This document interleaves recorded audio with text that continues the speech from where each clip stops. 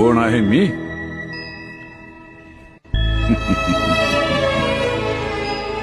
चंद्राच्या नुसत्या पूर्णत्वानं सागराच्या हृदयाला भरती आणणारं गुरुत्वाकर्षण आहे मी. सामान्यपणाच्या व्याप्तीची कवाडं बंद झाल्यावर होणारा साक्षात्कार आहे मी. विज्ञानाच्या तुझ्या अंधकारात आशेचा एक किरण घेऊन येणारं अध्यात्म आहे मी.